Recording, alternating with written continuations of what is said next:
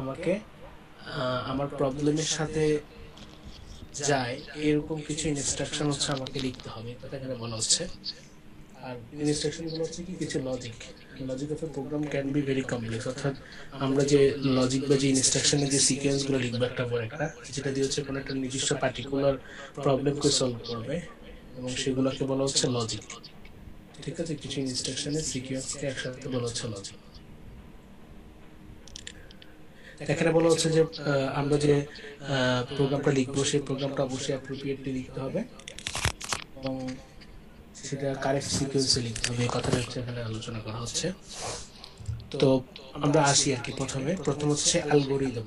ঠিক আছে, অ্যালগরিদম কি? আচ্ছা, এখন অ্যালগরিদম জিনিসটা কি? অ্যালগরিদমটা হচ্ছে সাপোজ হচ্ছে আমরা কোন একটা নির্দিষ্ট প্রবলেমকে সলভ করতে চাচ্ছি কম্পিউটার দিয়ে, কম্পিউটারের ভাষায় বা কোনো একটা প্রোগ্রাম দিয়ে আমরা কোনো একটা নির্দিষ্ট প্রবলেমকে সলভ করতে যাচ্ছি। যেমন প্রবলেমটা কি? প্রবলেমটা হচ্ছে আমরা সাপোজ দুইটা সংখ্যার যোগফল বের করবো। দুইটা সংখ্যা আছে, দুইটা সংখ্যার যোগফল বের করবো কিসের মাধ্যমে? কম্পিউটারের মাধ্যমে। এখন এই দুইটা সংখ্যার যোগফল করার জন্য আমাকে যে স্টেপ গুলো ফলো করতে হবে সেই স্টেপ গুলোকে হচ্ছে আমরা আমাদের অ্যালগরিদমিক যে ভাষা, সেই ভাষায় যদি আমরা লিখি তাকে বলা হচ্ছে অ্যালগরিদম। অর্থাৎ একটা প্রবলেমের কোড লিখার আগে, ইনস্ট্রাকশন গুলো লিখার আগে এবং সেই প্রবলেমটা আসলে আমরা কিভাবে সলভ করবো স্টেপ বাই স্টেপ, সেটাকে যদি আমরা ডেসক্রিপশন আকারে যদি আমরা লিখি, বর্ণনা করি, তখন তাকে বলা হচ্ছে অ্যালগরিদম। এখানে অ্যালগরিদমের ডেফিনেশনটা দেওয়া আছে, refers to the logic of a programs and a step by step description of how to arrive the solution of a given problem. অর্থাৎ একটা গিভেন প্রবলেমের সলিউশনটাকে বের করার জন্য আমরা স্টেপ বাই স্টেপ তার যে ডেসক্রিপশনগুলো আমরা লিপিবদ্ধ করব সেটাকে বলা হচ্ছে মূলত অ্যালগরিদম। অ্যালগরিদমের কিছু বৈশিষ্ট্য আছে, অ্যালগরিদম কি হতে হবে, যেমন এখানে বলা হচ্ছে each and every instruction should be precise and unambiguous. অর্থাৎ প্রতিটা ইনস্ট্রাকশনটা একদম প্রিসাইজলি অ্যাকুরেট হতে হবে এবং আনএম্বিগুয়াস, অর্থাৎ এর মধ্যে কোনো অ্যাম্বিগুইটি থাকা যাবে না। অর্থাৎ একাধিক যে অ্যাম্বিগুইটি বলতে কি বোঝানো হচ্ছে? অ্যাম্বিগুইটি মানে হচ্ছে সাপোজ কোনো একটা জিনিসের মাল্টিপল ফর্ম।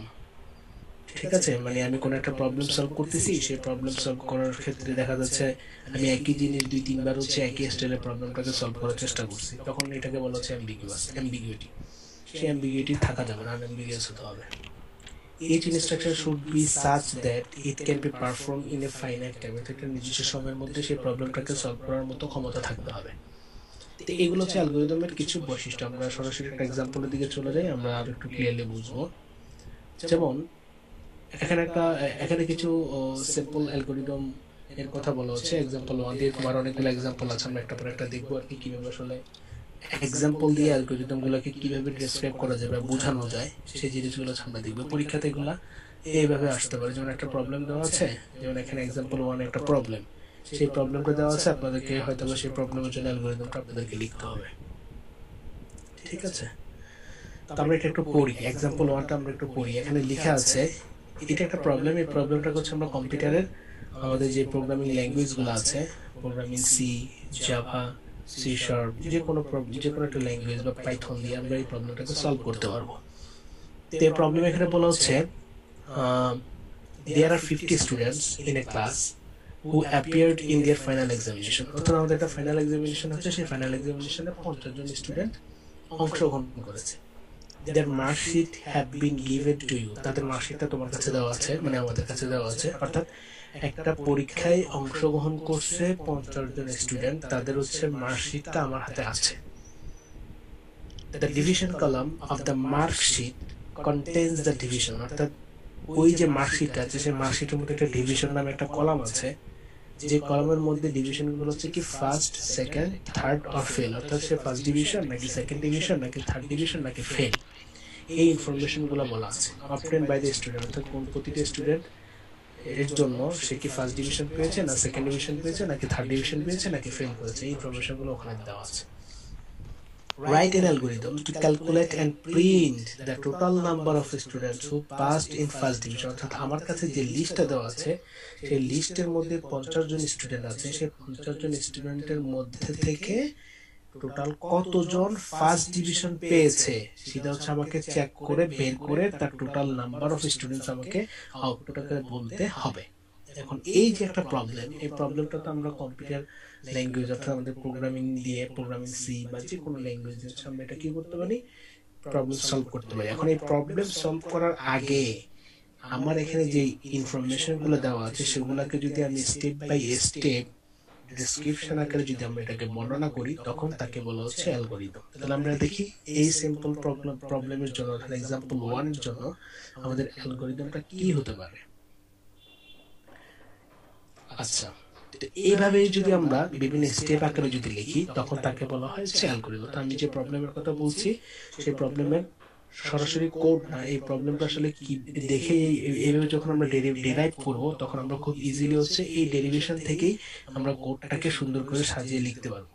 ঠিক আছে, ওকে। তো এখানে কি বলা হচ্ছে, এখানে প্রথম হচ্ছে অ্যালগরিদমগুলো বিভিন্ন স্টেপ আকারে হয়।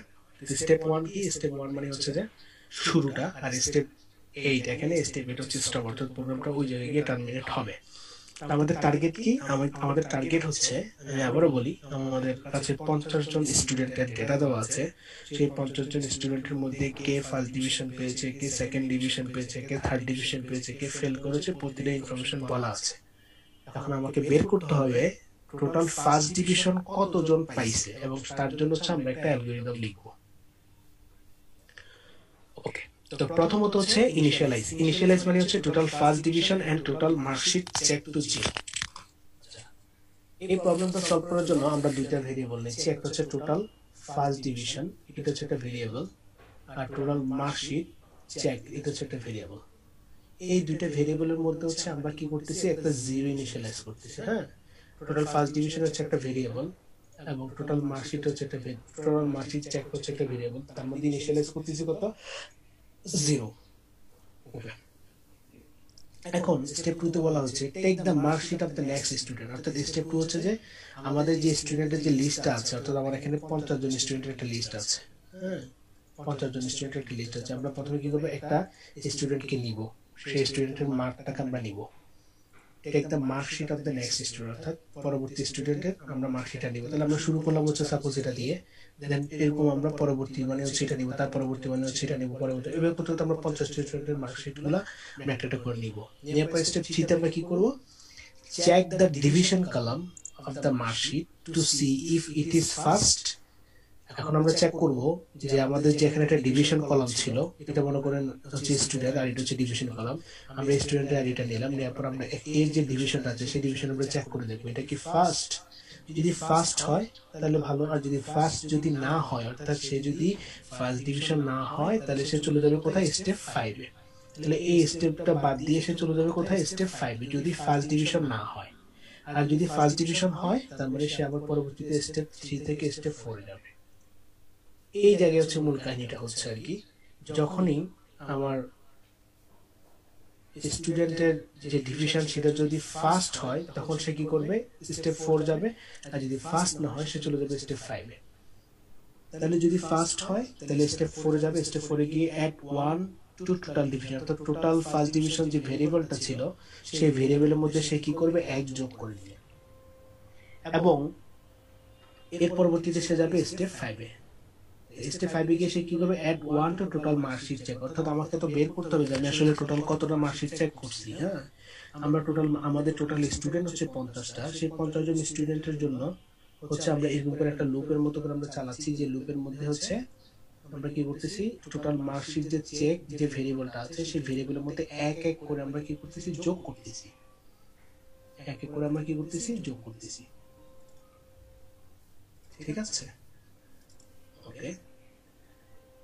তাহলে স্টেপ 5 হয়ে গেল। হ্যাঁ, তাহলে এখানে এখানে এখানে একটা টিউনিংটা হচ্ছে কি, যদি ফার্স্ট ডিভিশন না হয় সে চলে যাবে হচ্ছে স্টেপ 5 এ, আর যদি ফার্স্ট ডিভিশন হয় তাহলে সে যাবে স্টেপ 4, দেন হচ্ছে স্টেপ 5।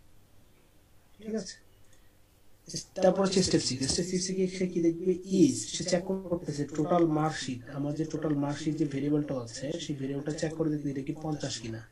যদি 50 হয় তাহলে সে চলে যাবে সরাসরি কোথায়, স্টেপ, যদি 50 না হয় সে চলে যাবে হচ্ছে স্টেপ 2 তে, যদি 50 হয়ে যায় তখন সে চলে যাবে স্টেপ 7 এ।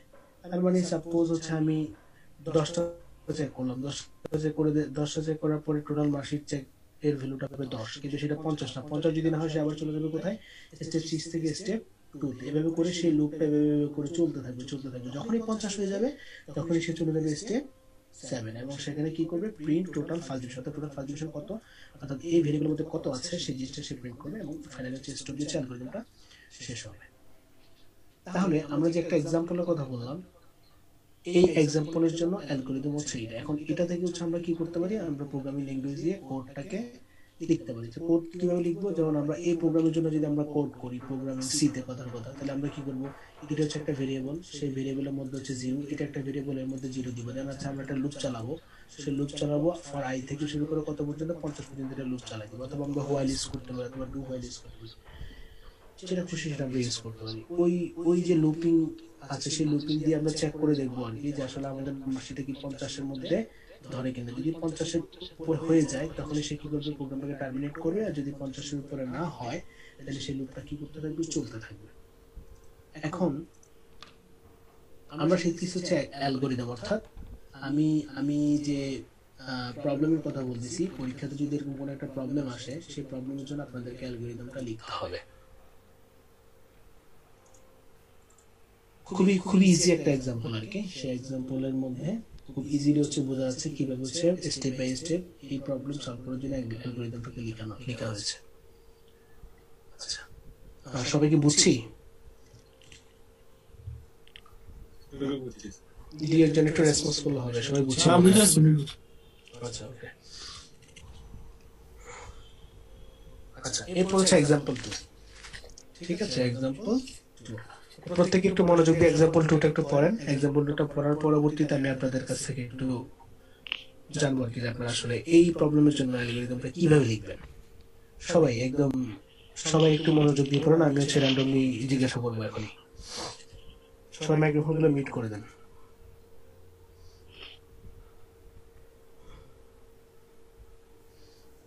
সবাই প্রবলেমটা পড়েন।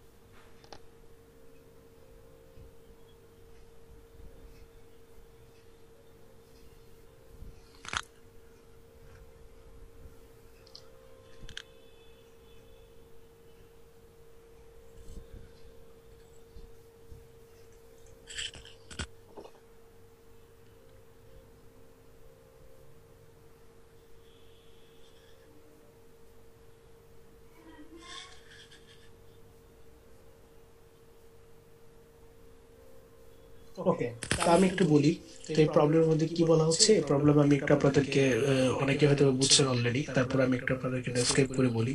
তো এখানে বলা হচ্ছে টোটাল 100 জন এমপ্লয়ি আছে একটা অর্গানাইজেশনে, অর্থাৎ একটা অর্গানাইজেশনে 100 জন এমপ্লয়ি আছে। সেই এমপ্লয়ি গুলার হচ্ছে, এমপ্লয়ীদেরকে হচ্ছে কিছু বোনাস দেয় হচ্ছে অ্যানুয়ালি। হ্যাঁ, অ্যানুয়ালি কিছু বোনাস তাদেরকে ডিস্ট্রিবিউট করে তাদের পারফরমেন্সের উপর বেস করে। The performance of the employees is recorded in their annual appraisal forms, অর্থাৎ তাদের একটা annual appraisal forms আছে। সেই ফর্মসের মধ্যে সেই সকল এমপ্লয়ের পারফরমেন্সের যে ইভ্যালুয়েশনটা, সেই ইভ্যালুয়েশনটা ওই জায়গায় থাকে। এখন যে অ্যাপ্রেজাল ফর্মটা আছে, সেই অ্যাপ্রেজাল ফর্মের মধ্যে এখানে বলা হচ্ছে তাদের যে বেসিক স্যালারি আছে এবং তারা যে পারফরমেন্সটা করছে, সেই পারফরমেন্সের উপর বেস করে হচ্ছে তাদেরকে হচ্ছে একটা কি করে বোনাস প্রদান করে।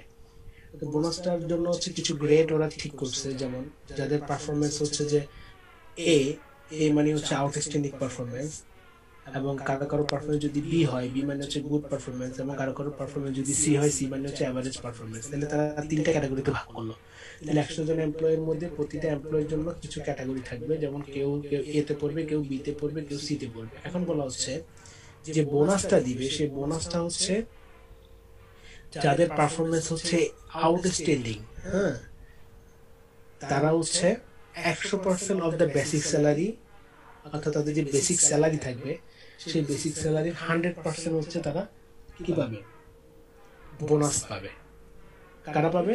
যাদের আউটস্ট্যান্ডিং পারফরমেন্স হচ্ছে এ ক্যাটাগরি, যাদের পারফরমেন্স হচ্ছে আউটস্ট্যান্ডিং অর্থাৎ এ ক্যাটাগরি। অর্থাৎ 100 জন এমপ্লয়িকে অ্যানুয়াল অ্যাপ্রাইজাল ফর্মে কিছু গ্রেড দেওয়া হবে এ বি সি। যাদের গ্রেড হচ্ছে এ তারা তাদের বেসিকের 100% বোনাস পাবে। অর্থাৎ তার বেসিক যদি 25,000 হয় সে কি পাবে, সে 25,000 টাকা বোনাস পাবে। আর যাদের পারফরমেন্স হচ্ছে গুড অর্থাৎ বি ক্যাটাগরির তারা হচ্ছে 70% অর্থাৎ তাদের যে বেসিক তার 70% বোনাস পাবে। আর যাদের পারফরমেন্স হচ্ছে অ্যাভারেজ অর্থাৎ গ্রেড সি তারা পাবে হচ্ছে তাদের বেসিকের 40%। এখন বলা হচ্ছে write an algorithm to calculate and print the total bonus amount to be distributed by the organisation. অর্থাৎ আমাকে বের করতে হবে এই অর্গানাইজেশনের 1 বছর পরে তার টোটাল কত টাকা বোনাস সে দিচ্ছে, টোটাল কত টাকা বোনাস সে দিচ্ছে। তার মানে হচ্ছে আমাদের এখানে কি কি ইনপুট আছে, ইনপুটগুলো কি কি, আউটপুটটা কি আমাকে চিন্তা করতে হবে। প্রথমত হচ্ছে আউটপুট হচ্ছে আমাকে বের করতে হবে সেই অর্গানাইজেশনের টোটাল বোনাস অ্যামাউন্ট কত। আর ইনপুটটা কি, ইনপুট হচ্ছে এখানে প্রথমত 100 জন এমপ্লয়ির জন্য কিছু ডাটা। প্রথমত ডাটা হচ্ছে তার পারফরমেন্স গুলা এ বি সি এবং তারপর হচ্ছে তার বেসিক স্যালারিটা। অর্থাৎ প্রতিটা এমপ্লয়ির কি থাকবে, বেসিক স্যালারি থাকবে এবং তাদের কিছু পারফরমেন্স দেওয়া থাকবে। এবং সেই পারফরমেন্সের উপর বেস করে তাদের যে বেসিক স্যালারি তার উপর বেস করে কি হবে, তার উপর বেস করে হচ্ছে আমরা ক্যালকুলেশন করে দেখব যে আসলে ওই কোম্পানিতে টোটাল কত টাকা বোনাস দেওয়া হয়েছে ওই ইয়ারে। প্রবলেমটা বুঝছি আশা করি সবাই। যে দেখে হ্যান্ড রেজ করেন তো, কেউ কি এটা অ্যালগরিদম নিজ থেকে ডেসক্রাইব করতে পারবেন? এনিওয়ান?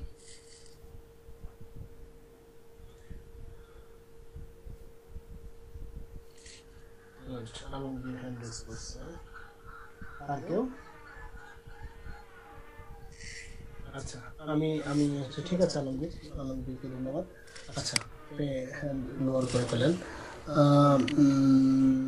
আচ্ছা এই এক্সাম্পলের একটু আগে যে আমি এক্সাম্পলে আলোচনা করছি সেই এক্সাম্পলে অ্যালগরিদমটা এখানে দেওয়া আছে। তো অ্যালগরিদমটা আমি একটু আপনাদেরকে ডেসক্রাইব করে দেব, হয়তো সময় যেটু কম আজকে ক্লাস আপনাদের এরপরে ক্লাস আছে সিয়ার মুসাদ্দেক স্যার আছে ট্রিপলি ক্লাস আছে 3:30 থেকে। আচ্ছা 3:30 দিকে ট্রিপলি ক্লাস আছে। ওকে ওকে আচ্ছা তাহলে আমাদের টার্গেট কি ছিল? আমাদের টার্গেট ছিল হচ্ছে টোটাল বোনাস বের করা। টোটাল কি বের করা? বোনাস বের করা। এবং আমাদের এমপ্লয়ি ছিল কতজন? 100 জন। সেজন্য আমাকে কি করতে হবে, টোটাল এমপ্লয়ি গুলোকে একটা করে চেক করতে হবে। কারণ চেক যদি আমি একটা করে চেক করে তার এখানকার যে ভ্যালুটা আছে সেই ভ্যালুটা আমরা কি করব, ইনক্রিজ করব। যেটা আমরা আগের অ্যালগরিদমে দেখছি, ইনক্রিজ করে এটা আমরা চেক করব হচ্ছে তার আসলে কি 100টা চেক হয়েছে কিনা। যদি 100টা হয় তখন সেক্ষেত্রে আমরা হয়তো সেই প্রোগ্রাম থেকে বেরিয়ে আসবো। সেজন্য একইভাবে এখানে দুইটা ভেরিয়েবল, একটা হচ্ছে টোটাল বোনাস অর্থাৎ টোটাল বোনাসটা কত তার ইনিশিয়ালাইজ মান হচ্ছে 0 করে দেওয়া আছে, এবং টোটাল এমপ্লয়িজ চেক যে একটা ভেরিয়েবল সেটার ইনিশিয়ালাইজেশন মান হচ্ছে 0 করে দেওয়া আছে। এখন স্টেপ 2 তে কি বলা হচ্ছে? স্টেপ 2 তে হচ্ছে initialise bonus and basic salary to 0। এটা হচ্ছে টোটাল বোনাস আর এটা হচ্ছে বোনাস। আমি আবার বলি, এটা হচ্ছে টোটাল বোনাস আর এটা হচ্ছে কি বোনাস। টোটাল বোনাস মানে হচ্ছে কোনটা? টোটাল বোনাস মানে হচ্ছে আমি 100 জন যে এমপ্লয়িটা আছে সেই 100 জন এমপ্লয়ের থেকে, সাপোজ এটা হচ্ছে যে তাদের এমপ্লয় আইডি বা এমপ্লয় নাম কথা 1 2 3, আর এই ঘরের মধ্যে হচ্ছে সাপোজ মনে করেন হচ্ছে তাদের গ্রেড দেওয়া আছে, তারা কি এ ক্যাটাগরি নাকি বি ক্যাটাগরি নাকি সি ক্যাটাগরি। আর এটাতে সাপোজ হচ্ছে আমি একটা গ্রাম রাখলাম, সেটা হচ্ছে বোনাস। কথা বোনাস তার মানে হচ্ছে এই এমপ্লয়ের তার বেসিক স্যালারির উপর বেস করে একটা বোনাস থাকবে, এই এমপ্লয়ের তার বেসিক স্যালারির উপর বেস করে আরেকটা বোনাস থাকবে, এই এমপ্লয়ের তার বেসিক স্যালারির উপর বেস করে তার গ্রেডের উপর বেস করে আরেকটা বোনাস হবে। তাহলে এগুলো হচ্ছে তার ইন্ডিভিজুয়াল বোনাস, এবং সবগুলো বোনাস যখন যোগ করবো তখন আমরা পাবো হচ্ছে কি টোটাল বোনাস। আমাদের টার্গেটটা হচ্ছে টোটাল বোনাস বের করা, টোটাল বোনাস বের করা। সেজন্য আমরা টোটাল বোনাসটাকে প্রথমে কি করছি, ইনিশিয়ালাইজ করছি 0 দিয়ে, এবং এমপ্লয় চেকটাকে সেটাও করছি 0 দিয়ে। দেন আবার আমরা কি করতেছি, আমাদের যে বোনাস একটা ভেরিয়েবল নিয়েছি সেই বোনাস ভেরিয়েবলটাকে আমরা কি করতেছি, জিরো করতেছি, এবং বেসিক স্যালারিটা আমরা কি করতেছি, জিরো করতেছি। অর্থাৎ আরো দুটো ভেরিয়েবল নেওয়া হচ্ছে, একটা হচ্ছে বোনাস, একটা হচ্ছে বেসিক স্যালারি। কেন, এটা আমরা একটু পরে দেখব। Step 3, take the appraisal from of the next employee. অর্থাৎ এটা হচ্ছে আমাদের অ্যাপ্রাইজাল ফর্ম, কথার কথা এটা হচ্ছে আমাদের অ্যাপ্রাইজাল ফর্ম। এই অ্যাপ্রাইজাল ফর্ম থেকে আমরা হচ্ছে কি করবো, একটা এমপ্লয় নিব। হ্যাঁ, এর আগে আমরা যেরকম দিয়েছি একটা করে এমপ্লয় আমরা নিব। নেওয়ার পরে read the employee's basic salary and grade. অর্থাৎ আমরা কি করব, সেই এমপ্লয়ের বেসিক স্যালারি এবং গ্রেডটা দেখবো। এখানে এই লিস্টের মধ্যে সাপোজ হচ্ছে তার বেসিক স্যালারি দেওয়া আছে, তার গ্রেডও দেওয়া আছে। এখান থেকে আমরা হচ্ছে তার গ্রেডটা দেখবো আর তার বেসিক স্যালারিটা দেখবো। এটা হচ্ছে তার বেসিক স্যালারি এগুলো, আর এটা হচ্ছে তার গ্রেড। তাহলে এই দুটো জিনিস হচ্ছে আমরা রিড করব। রিড করার পরবর্তীতে আমরা কি করব, আমরা দেখব ইফ যদি তার গ্রেড এ হয়, অর্থাৎ আমি যে এমপ্লয়টা নিচ্ছি, অর্থাৎ কারেন্টলি হচ্ছে সাপোজ আমি এই এমপ্লয়টাকে পিক করতেছি, হ্যাঁ এই এমপ্লয়টাকে পিক করতেছি, তাহলে এই এমপ্লয়ের বেসিক স্যালারি এবং গ্রেডটাকে আমরা রিড করলাম। রিড করে আমরা প্রথমে চেক করলাম তার গ্রেডটা কি, তার গ্রেড কি A. If grade equal A then bonus. তাহলে কি হবে, যদি গ্রেড ইকুয়াল যদি এ হয়, তখন আমাদের যে বোনাস ভেরিয়েবল ছিল সেই বোনাস ভেরিয়েবলের মধ্যে কি আসবে, তার বেসিক স্যালারিটাই চলে আসবে। কারণ আমরা জানি সে যদি গ্রেড এ এর হয় তখন তার বোনাস হবে তার বেসিক স্যালারি 100%। তাহলে সেক্ষেত্রে আমরা কি করবো, সরাসরি তার বেসিক স্যালারিটাই তার বোনাস হিসেবে কাউন্ট হবে। এবং চলে যাবো কোথায়, গো টু স্টেপ 8-এ। খেয়াল করেন এই কন্ডিশনটা ট্রু হওয়ার সাথে সাথে সে চলে যাচ্ছে কোথায়, স্টেপ 8-এ। স্টেপ 8-এ গিয়ে কি করতেছে, কারণ আমার তো আর এটা চেক করা দরকার নেই, কারণ আমি তো বুঝেই গেছি তার গ্রেড হচ্ছে এ, তাহলে তার গ্রেড তো কখনো বি বা সি হবে না। তাহলে আমরা এই স্টেপ দুটো আমরা বাদ দিয়ে স্টেপ 6 এবং 7 বাদ দিয়ে আমরা চলে যাবো সরাসরি স্টেপ 8-এ।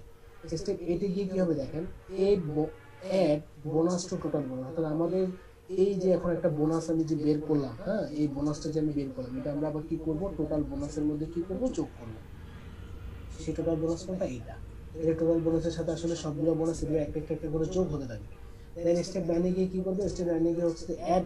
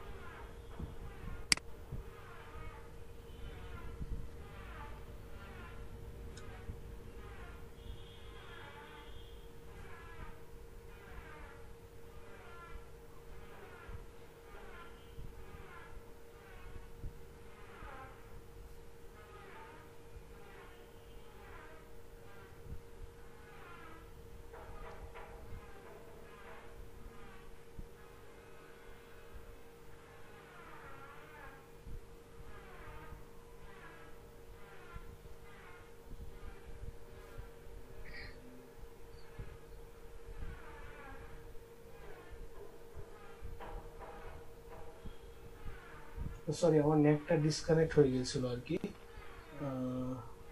আবার আসছি,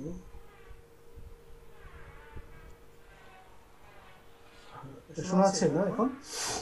জি স্যার, এখন শুনতে পাচ্ছি।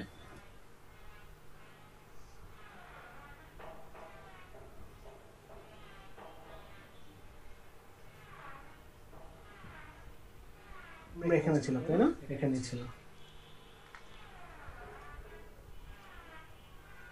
ওকে আচ্ছা, তাহলে আমি আমি আমি আমি আবার একটু প্রথম থেকে বলি আবারও। প্রথমত হচ্ছে আমরা এখানে দুইটা ভেরিয়েবল নিচ্ছি স্টেপ 1 এর মধ্যে, একটা হচ্ছে টোটাল বোনাস, একটা হচ্ছে টোটাল এমপ্লয়। আর দেন হচ্ছে আমরা আরো দুইটা ভেরিয়েবল নিচ্ছি, একটা হচ্ছে বোনাস, একটা হচ্ছে বেসিক স্যালারি। অর্থাৎ প্রতিটা পার্টিকুলার এমপ্লয়কে চেক করার জন্য আমরা এখানে দুইটা ভেরিয়েবল নিচ্ছি, একটা হচ্ছে বোনাস, একটা হচ্ছে বেসিক স্যালারি। তারপর হচ্ছে আমরা আমাদের যে ফর্মটা ছিল টেক অ্যাপ্রেজাল ফর্ম, অর্থাৎ আমাদের যে টোটাল 100 এমপ্লয়ি, সেই এমপ্লয়ির জন্য একটা ফর্ম আছে যেখানে কিছু ডেসক্রিপশন দেওয়া আছে, তার গ্রেডগুলো দেওয়া আছে, তার বেসিক স্যালারি দেওয়া আছে, এই ইনফরমেশনগুলো হচ্ছে দেওয়া আছে। ওখান থেকে হচ্ছে আমরা কি করব, স্টেপ 4-এ গিয়ে তার বেসিক স্যালারি এবং গ্রেডটাকে কি করব, রিড করব। অর্থাৎ সেই এমপ্লয়ের বেসিক স্যালারি এবং গ্রেড কত, এটা হচ্ছে তার বেসিক স্যালারি, এটা হচ্ছে তার গ্রেড, সেগুলো হচ্ছে আমরা কি করব, রিড করব। রিড করার পরবর্তীতে আমরা কি করবো, সেই এমপ্লয়ের বোনাস কত সেটা আমরা চেক করবো। সেই এমপ্লয়ের বোনাস আমরা চেক করবো কিভাবে, প্রথমত হচ্ছে আমরা গ্রেড দেখবো যে আসলে তার গ্রেড কি, তার গ্রেড কি এ। যদি গ্রেড এ হয় তখন তখন হচ্ছে তার যে বোনাস, সে বোনাসটা হবে আসলে মূলত তার বেসিক স্যালারি 100%। এটা বেসিক স্যালারি 100% মানে আসলে টোটাল বোনাস হবে সেই বেসিক স্যালারিটাই। ঠিক আছে, তার টোটাল যত টাকা বেসিক স্যালারি অত টাকাই সে হচ্ছে বোনাস হিসেবে পাবে। আচ্ছা, এখন সে তারপর চলে যাবে স্টেপ 8, অর্থাৎ সে 6, 7 আর তার চেক করার প্রয়োজন নেই, কারণ সে তো জেনেই গেছে যে এই যে এমপ্লয়ি, সে এমপ্লয়ি গ্রেড হচ্ছে এ।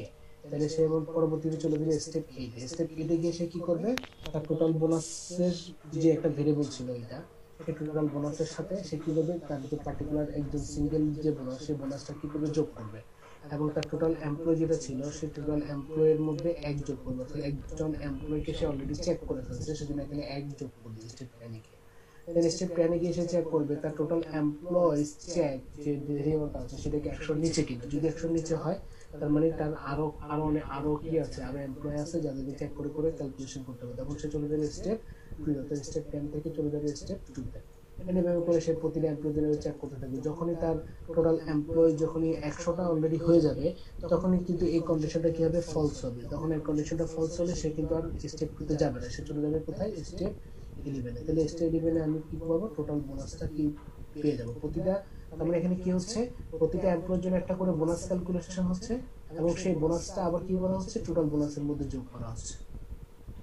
ঠিক আছে, তাহলে এটা হচ্ছে আমাদের एग्जांपल 2। তাহলে পরীক্ষার মধ্যে যদি এইভাবে যদি एग्जांपलটা আসে, তাহলে আপনাদেরকে হচ্ছে एग्जांपलের জন্য প্রোগ্রামের কোড লিখতে হবে না, বাট এই एग्जांपलের জন্য কিভাবে অ্যালগরিদম দিয়ে প্রবলেমটাকে সলভ করা হয়েছে সেই জিনিসটা এভাবে স্টেপ বাই স্টেপ আকারে আপনাদেরকে লিখতে হবে। ভাষাগত কিছুটা চেঞ্জ পরিবর্তন নিজেদের মতো হতে পারে, বাট চেষ্টা করতে হবে আর কি যতটুকু স্ট্যান্ডার্ড, সেই স্ট্যান্ডার্ড মেইনটেইন করে নিজের মতো করে লেখা। আচ্ছা, কারো কি কোনো কোশ্চেন আছে এই ব্যাপারে এখানে? জয়নাল আবেদিন বলেন। স্যার স্টেপ 6 আর 7 এর মধ্যে স্যালারির সাথে হচ্ছে 0.7 যোগ করছে। ও আচ্ছা, বুঝছি স্যার, এটা হচ্ছে বুঝতে হবে। হ্যাঁ হ্যাঁ, মানে হচ্ছে আমাদের কোনো একটা এমপ্লয়ি, সে এমপ্লয়ের গ্রেড যদি বি হয়, তখন তার স্যালারি 70% হচ্ছে বেসিক স্যালারি, 70% হচ্ছে বোনাস হিসেবে যাবে। আর যখন কোনো এমপ্লয়ি আমরা চেক করে যখন যদি সি পাবো, তখন হচ্ছে তার বোনাস হবে তার বেসিক স্যালারির 40%। আচ্ছা, সোহেল খান। স্যার এখানে আন্ডারস্কোর ইউজ করা হয়েছে কেন? আচ্ছা, এটা কিছু না, এটা হচ্ছে একটা ভেরিয়েবল। হ্যাঁ, এটা আপনি যদি অন্য কিছু দেন তাও কোনো সমস্যা নেই, বাট আপনার অ্যালগরিদমের ইয়াটা ঠিক থাকলে হবে আর কি। বেসিক আন্ডারস্কোর স্যালারি এটা হচ্ছে একটা ভেরিয়েবল। হ্যাঁ, টোটাল আন্ডারস্কোর এমপ্লয়িজ চেক এটা হচ্ছে একটা ভেরিয়েবল। আপনি যদি এখানে টোটাল এমপ্লয়িজ চেক এভাবে না লিখে যদি আপনি লেখেন টোটাল কথার কথা ইএমপি, হ্যাঁ, যদি এভাবে লিখেন তাও কোনো সমস্যা না। আপনি যেটা লিখবেন সেটা সব জায়গায় ইউজ করবেন আর কি। এটা লিখলে প্রবলেম নেই। বুঝতে পারছি? হ্যাঁ স্যার। আচ্ছা, কারো কোনো কোশ্চেন না থাকলে আমি একটু সামনের দিকে আগাই।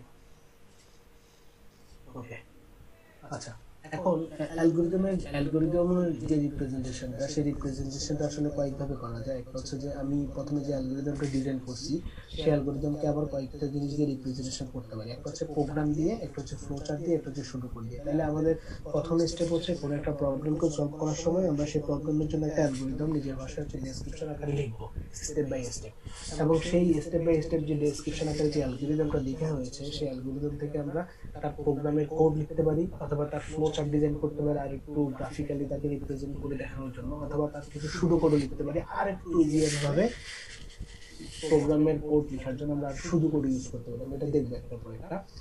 তো when an algorithm is represented in the form of programming language, it becomes a program। এখানে কি বলা হচ্ছে, যদি অ্যালগরিদমকে প্রোগ্রামিং ল্যাঙ্গুয়েজ দিয়ে যদি বর্ণনা করে লেখা হয়, তখন তাকে বলা হচ্ছে প্রোগ্রাম। অর্থাৎ আমি যে অ্যালগরিদমটা লিখছি, সেই অ্যালগরিদমটা যদি আমি প্রোগ্রামিং ল্যাঙ্গুয়েজ দিয়ে যদি কি করি, লিখে ফেলি, সেই অ্যালগরিদম অনুসারে কোড যদি আমরা লিখি, তখন তাকে বলা হচ্ছে কি, প্রোগ্রাম। তাহলে কি বলা হচ্ছে, any program is an algorithm. অর্থাৎ যে কোনো প্রোগ্রামটাও কিন্তু এক ধরনের কি, অ্যালগরিদম। বাট সকল অ্যালগরিদম কিন্তু প্রোগ্রাম নয়, although the reverse is not true. এটা মানে হচ্ছে কি, যে কোনো প্রোগ্রামই হচ্ছে অ্যালগরিদম, বাট সকল অ্যালগরিদম কিন্তু প্রোগ্রাম নয়। কেন?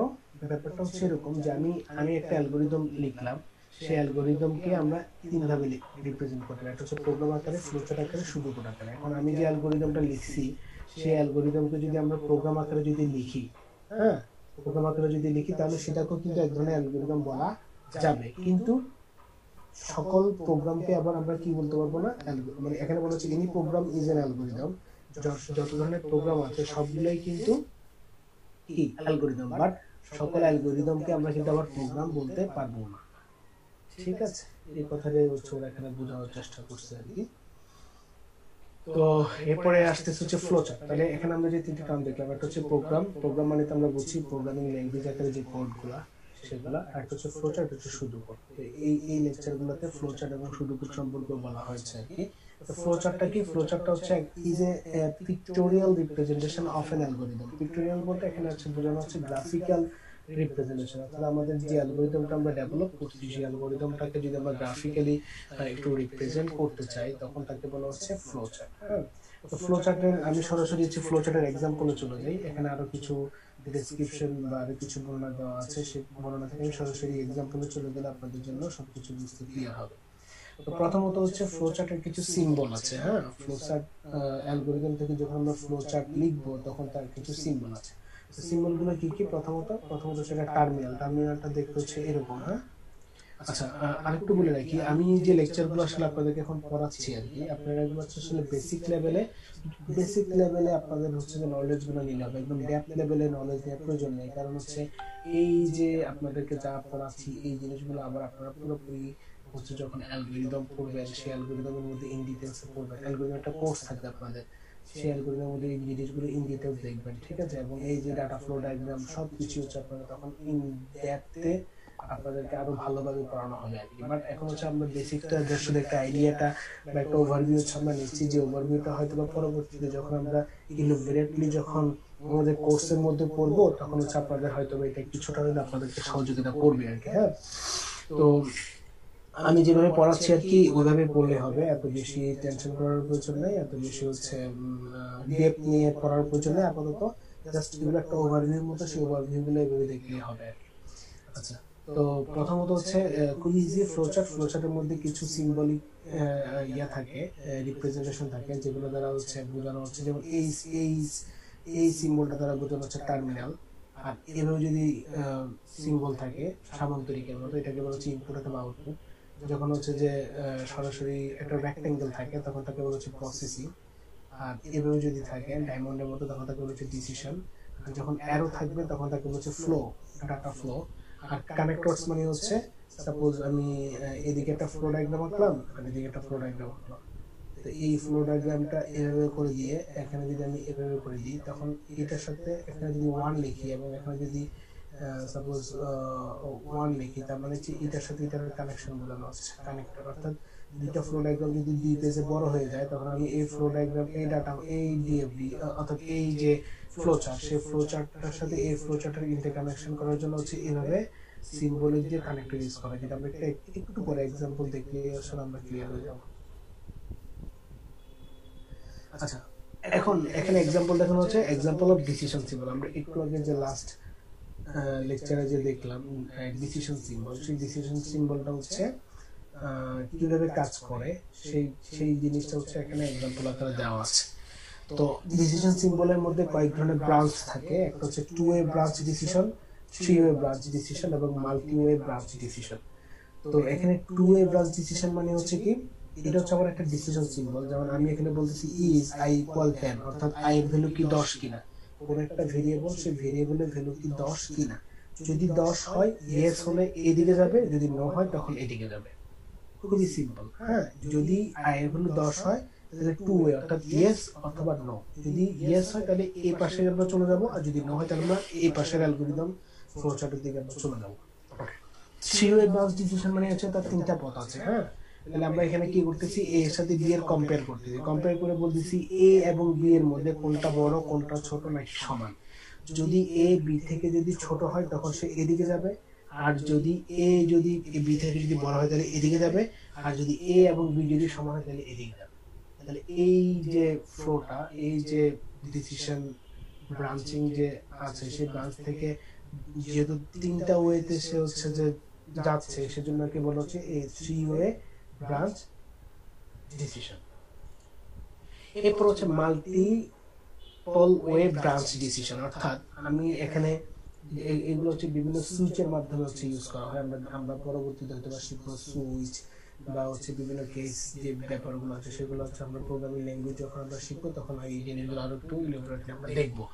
তো এখানে বলা হচ্ছে মাল্টি ওয়ে ব্রাঞ্চ ডিসিশন। তো মাল্টি ওয়ে ব্রাঞ্চ ডিসিশনটা কি? এখানে হচ্ছে যেমন আই এর ভ্যালু কত, সাপোজ আই এর ভ্যালু হচ্ছে 5, তাহলে সে হচ্ছে কি করবে আসলে এই ব্রাঞ্চের মধ্যে সে চলে যাবে, অর্থাৎ এখানকার যে কোডগুলো থাকবে বা এখানকার যে ফ্লো ডায়াগ্রামগুলো থাকবে সেগুলো সে এক্সিকিউশনে যাবে। যদি আই এর ভ্যালু 0 হয় তাহলে সে যাবে হচ্ছে এই ব্রাঞ্চের দিকে, যদি আই এর ভ্যালু 3 হয় তাহলে সে হচ্ছে যাবে হচ্ছে এই ব্রাঞ্চের দিকে। ঠিক আছে, এই যে এই যে ব্রাঞ্চ বা এই যে ডিসিশন, এইটাকে বলা হচ্ছে multi way branch decision. Multi way branch decision. আচ্ছা, আমি কি আপনারা কি বুঝছেন? এটা খুবই ইজি জিনিস, এটা কঠিন কিছু না।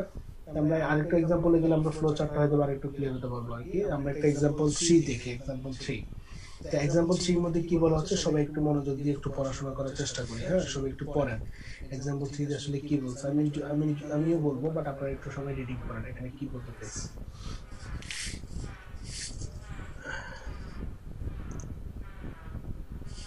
Very good. আজকের ক্লাসের পার্টিসিপেন্ট 60 অলরেডি দেখা যাচ্ছে আর কি। তো আমার দেখে ভালোই লাগতেছে, সবাই মোটামুটি ক্লাসে মনোযোগী আছে আশা করি। যদিও আজকে হয়তো তেমন একটা বেশি কোশ্চেন আপনাদেরকে করতেছি না, কারণ ক্লাসের লেকচার অনেক, বাট সময় কম আর কি, এবং এখানে জিনিসগুলো একটু বোঝার আছে, তাই এগুলো আমি একটু আস্তে আস্তে যাচ্ছি। হ্যাঁ, যদি থিওরিটিক্যাল হতো তাহলে সেক্ষেত্রে হয়তো আপনাদেরকে ছেড়ে দিতে, আপনারা নিজেরাও কিছু জিনিস নিজেরা পড়ে কভার করতে পারতেন। আচ্ছা, ওকে। তো এখানে বলা হচ্ছে a student appears in an examination which consists of total 10 subjects। অর্থাৎ একটা স্টুডেন্ট একটা এক্সামিনেশনে অংশগ্রহণ করে যার মধ্যে টোটাল সাবজেক্ট থাকে হচ্ছে কয়টা, 10টা, এবং প্রতিটা সাবজেক্টের ম্যাক্সিমাম মার্কস হচ্ছে 100। যেটা আমরা নর্মালি দেখি, যেমন আমি ক্লাস 10 এর কথা বলি, বা ক্লাস 10 এর একটা স্টুডেন্ট, তার 10টা সাবজেক্ট আছে, সেই 10টা সাবজেক্টে হচ্ছে সে অংশগ্রহণ করে এবং সে কিছু মার্কস পায়। সেই মার্কসের ম্যাক্সিমাম মার্কস হচ্ছে 100, অর্থাৎ সে 100 এর মধ্যে কিছু মার্কস পায়। The roll number of the student, his her name, and the marks obtained by him her in various subjects are supplied as input data। অর্থাৎ ইনপুট ডাটাগুলো কি, তার রোল নাম্বার, তার নাম এবং সে কত মার্ক পাইছে প্রতিটা সাবজেক্টে, সেটা হচ্ছে কি ইনপুট ডাটা হিসেবে সাপ্লাই করা হবে। ঠিক আছে, সেটা হচ্ছে ইনপুট ডাটা। তাহলে ইনপুট ডাটার মধ্যে কি, এখানে কিন্তু বলা হয় না যে 100টা স্টুডেন্ট, বলা হয় না 50টা স্টুডেন্ট, এখানে বলা হচ্ছে এ স্টুডেন্ট, মানে হচ্ছে একজন স্টুডেন্ট। একজন স্টুডেন্টের রোল নাম্বার আছে, তার নাম আছে এবং তার 10টা সাবজেক্টের কি আছে, মার্কস আছে।